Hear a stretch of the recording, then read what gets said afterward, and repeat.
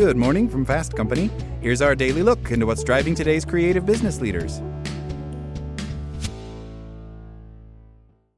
In a world of product development, after learning about what kinds of progress customers want to make in their lives, successful designers build prototypes to test their early ideas.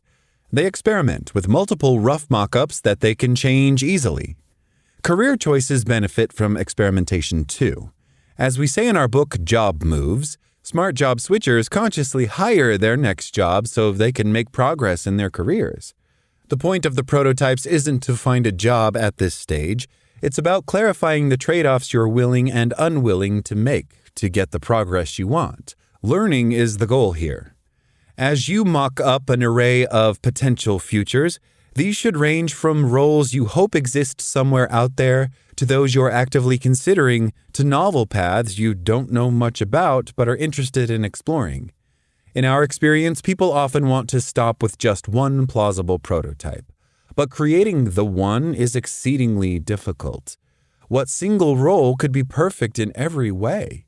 And it sets you up for disappointment later when real-world options don't precisely line up with expectations, and you don't know how to make trade-offs to unlock progress. The task is to come up with 3 to 5 exciting, well-articulated possibilities.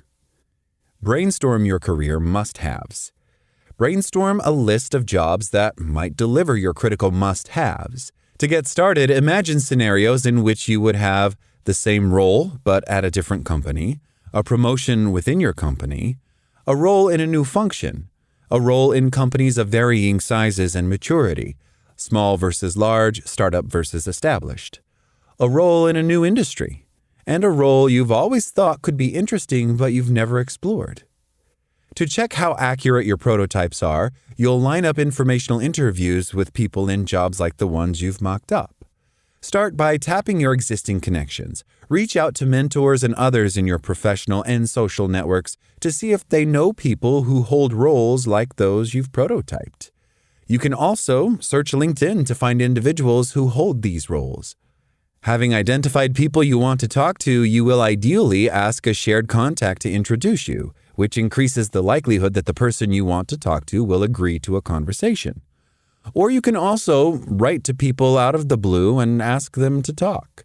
You might be surprised at how often people will say yes to an informational conversation with no strings attached, one that allows them to share their own story with somebody who has similar interests. However you reach out, make it clear that you're not going to ask them for a job. You just want to learn more about what they do.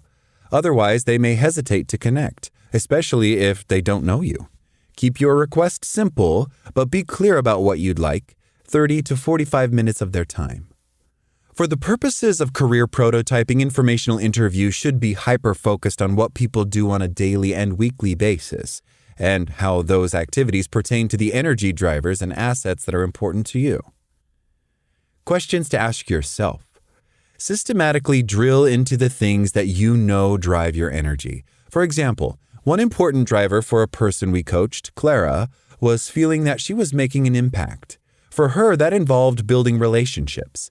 So she asked a series of questions about patient interaction during an informational interview with an emergency medicine physician assistant, or EMPA. To what extent do you interact directly with patients and their family members? Do you follow up with patients after they're discharged? And how much time do you spend with patients on average? Clara learned that the EMPA generally did not have ongoing relationships with patients. She was responsible for triage and acute treatment, but often never saw the patient again, or even learned what happened next in their treatment. The EMPA's own desire for impact was satisfied, but that didn't align with what Clara wanted. Although she wasn't surprised by this in retrospect, the conversation clarified something for her. The physician assistant role, one that she knew well in the context of a rehab clinic, could align very differently with her drivers in other settings, such as emergency medicine. Don't settle for surface-level answers to your questions. Press for details and examples to get a clear picture of whether the work involves the things that give you energy. If someone says their job is creative, and creativity is important to you, ask them what that looks like in their day-to-day work. Then explain what it means to you. Perhaps it's about being free from the traditional constraints and processes in a workplace so that you can do your job in innovative ways.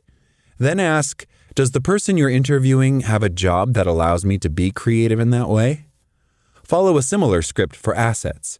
Which skills, experiences, and credentials do your prototyped roles actually leverage and value? You may be surprised at the answers you get in your interviews.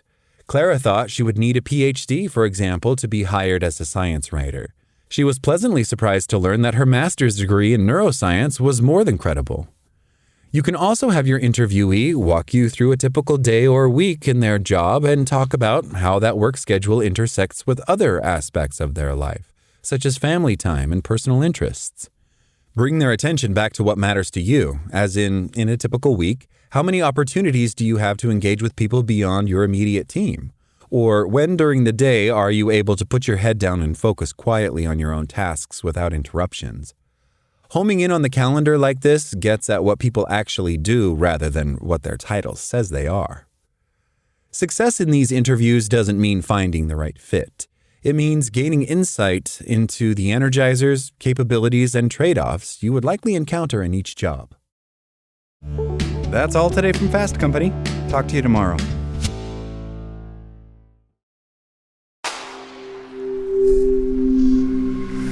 Spoken Layer.